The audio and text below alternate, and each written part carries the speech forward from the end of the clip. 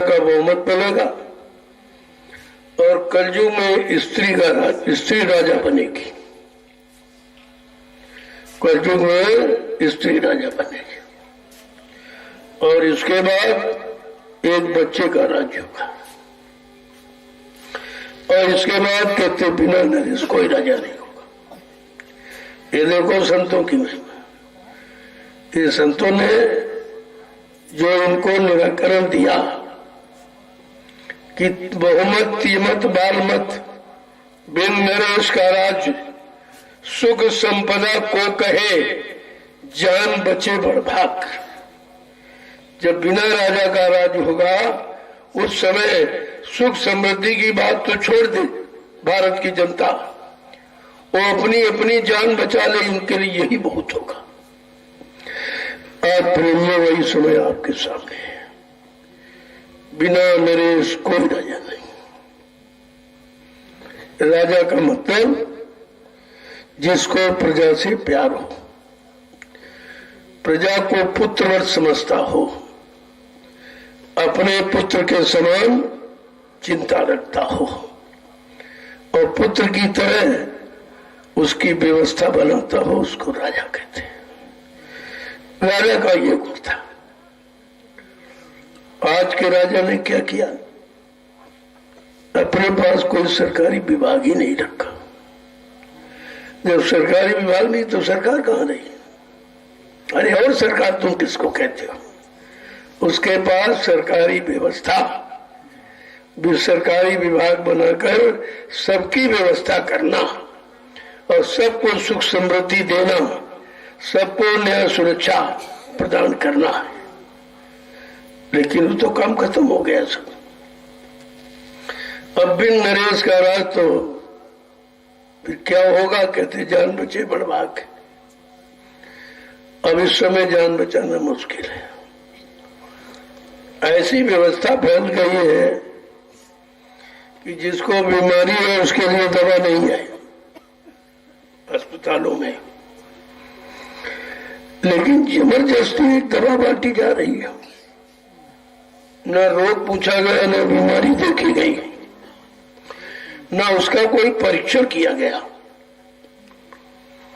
बगैर परीक्षण के आप कहते हो दवा लेना ठीक नहीं है। जो ये टीका वैक्सीन ले रहा है इसका कौन परीक्षण किया जा रहा है? किसका? बिना मर्ज की दवा ये बीमारी पैदा करेगी और बीमारी क्या है? जानलेवा। इसमें जान चली जाएगी। यानी जनसंख्या कम करने का उनका ये फार्मूला है और कुछ नहीं इसमें। जब ये परिवार नियोजन करके हार गई, सबको नसबंदी करके हार गए, सबको सब तरह से काट पीट के हार गए, क्योंकि ये कुदरत का खेल है। जनसंख्या ये संत महापुरुषों से बड़ी है। वो जिसको दर्शन कर लेंगे वो मानव योनि पाने का अधिकारी बन जाएगा। जिस जीव पर हाथ रख देंगे वो मनुष्य पाने का अधिकारी हो जाएगा, चाहे वो पक्षी हो चाहे और कोई शरीर हो। जिस पेड़ की दातून कर लेंगे वो पेड़ भी मनुष्य तन पा जाएगा।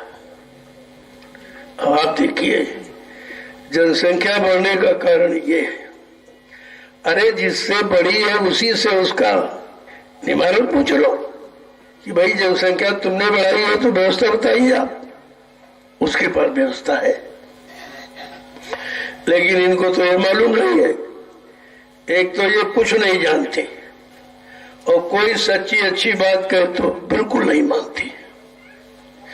ये बीमारी दो बहुत बड़ी है। एक तो ये कोई सच्ची अच्छी बात जानते ही नहीं और कोई सच्ची अच्छी बात बताए तो ये मानते नहीं।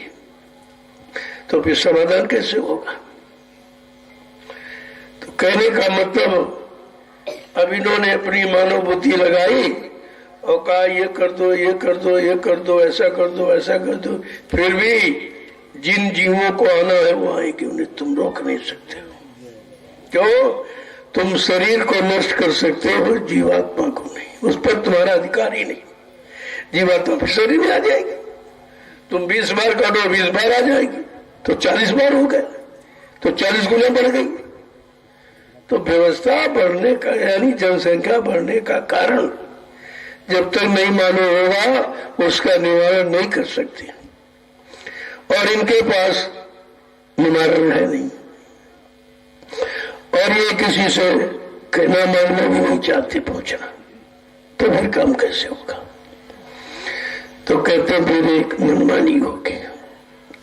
मनमानी क्या होगी कि जो चाहेंगे वो काम शुरू कर देंगे, जबकि कहते प्रजातंत्र यानी प्रजा के द्वारा कोई काम किया जाएगा, प्रजा के द्वारा, प्रजा के लिए, प्रजा की सुख शांति के लिए, और प्रजा से कोई नहीं पूछता है, और प्रजा अपना अधिकार नहीं जानती।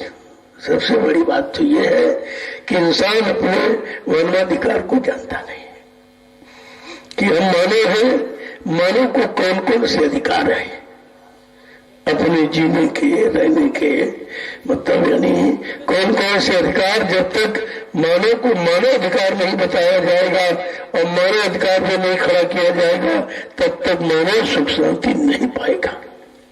बात तो सही है।